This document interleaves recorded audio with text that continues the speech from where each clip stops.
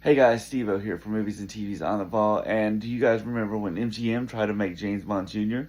Well, they did back in 2003 with Frankie Muniz's film Agent Cody Banks. Welcome to the streaming club where I watch just something on the streaming channel and talk about it. On this episode, I am going to look at Amazon Prime, which is owned. MGM is owned by Amazon, and they have the Agent Cody Banks film. This film came out in 2003, so it's about 22 years old now. This starred Frankie Muniz, which I think at the time he was still getting, still on Malcolm in the Middle, and I think Malcolm in the Middle was still in maybe the middle of their season.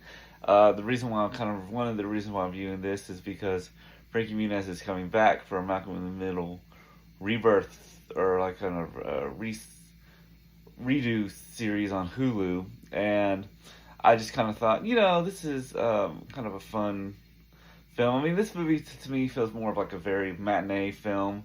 You go to the theater on like a Saturday after shopping, you kind of watch this. But for me, since it came out in 2003, I was 15, so I was about Frankie Muniz's age, and I thought that this was a pretty, in some ways, it's a pretty basic, bland, not bland, but basic sort of spy movie. We have, Frankie Muniz is Agent Cody Banks, so his name is Cody Banks. He is goes to summer camp that is actually is actually a CIA training operative that's disguised as a summer camp, and he basically lies on his doesn't lie, but he he does, but he kind of becomes like he's the top agent out of the film, or out of the summer camp, and becomes the one that's assigned to, basically his goal is to talk to girls. The only problem is he's not as big as a ladies' man as he comes out to be. So he ends up going to ends up kind of getting assigned, and can't really talk to girls. So there's a really kind of cool.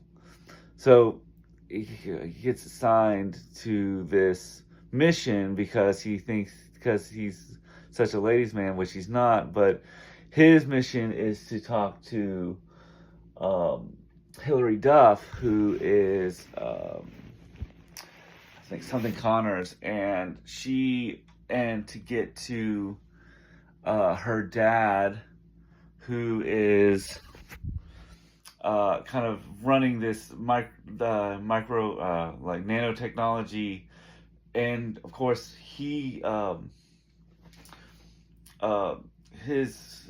to do it for good. Like, they do this this scenario where an oil spill happens and these nanobots clean it up, and there's this evil guy played by Ian McShimmin from Deadwood, and you probably saw him recently as Blackbeard in Pirates of the Caribbean. He is wanting them to do it for for evil, and he shows this idea where the nanobots would clean up a oil spill, and so they kind of want to keep him.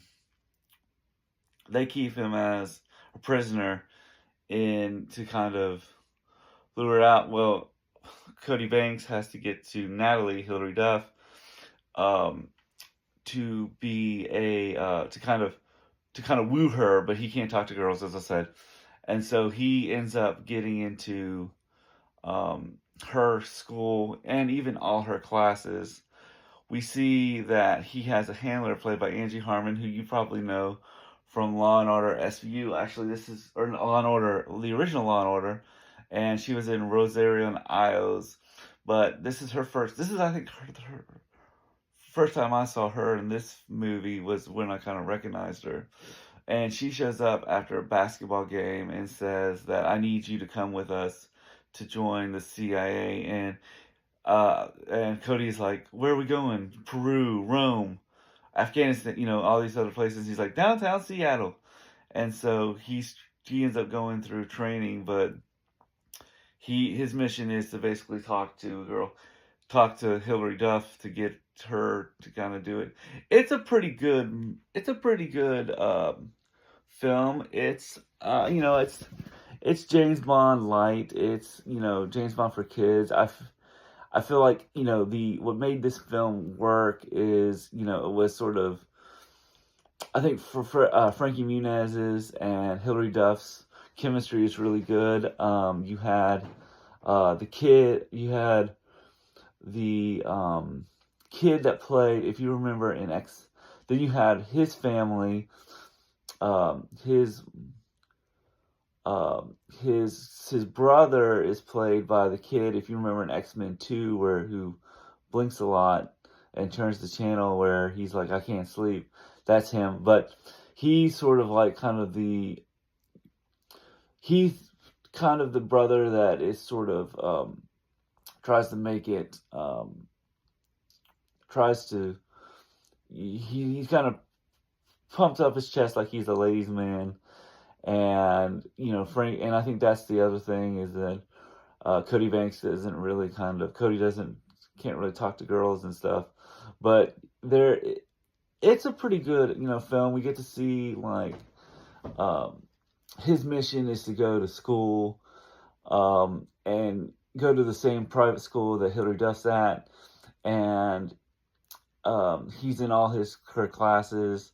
And he's, his biggest weakness is not talking to girls. She ends up accidentally, when they end up having one class together, or they have one class together where they go driver's ed, and as the driving teacher fails everybody, and he basically kind of shows off a little bit. He shows off twice, actually. First time he shows off is he shows them around the car, and he sort of does a bunch of these car tricks and stuff. And she ends up kind of spraining her ankle, and Angie Harmon's character is trying to get Angie Harmon's character is trying to get her to kind of go to be invited to the party so they can kind of infiltrate what her father's doing. And he ends up going to the party, but there's these kind of two bullies that are basically basically kind of rough him up kind of thing, but he uses all his spy skills to beat him up, and then he gets caught. He gets thrown out of the CIA because his cover's blown, of course. And then then he and Natalie end up going to get ice cream, and then the mummy guy comes by, and he ends up the mummy guy shows up, and he ends up they end up running away from him, and she ends up getting kidnapped, and he ends up rescuing her. But it's kind of like, because he's off the thing, it works pretty good. I think it's a pretty good, decent. I think with more of my nostalgia goggles on, I would say that it would be probably, I'd give it a 7. Looking at it now, I think it's a decent matinee film that I would lower it down just because it's a little bit, it's a little bit hokey, but I think it works pretty. I think the chemistry between Frankie Muniz and Hillary Duff is really good. I think Angie Harmon is just, I don't know, she seems like she's doing it because she wants to do it for a pay. You know, I don't know if she's doing it for a paycheck, but she does feel like the quote. Or this could be kind of her way of wanting to ever play a Bond girl kind of thing. But I like the fact that she's like the handler, so it's not weird or anything. And then Keith David is this head of the CIA. You have Daryl Hammond, who is the kind of Q character. But it's a good, you know, I would say if I were to watch this, this would be a good afternoon movie now. This would be a good matinee film.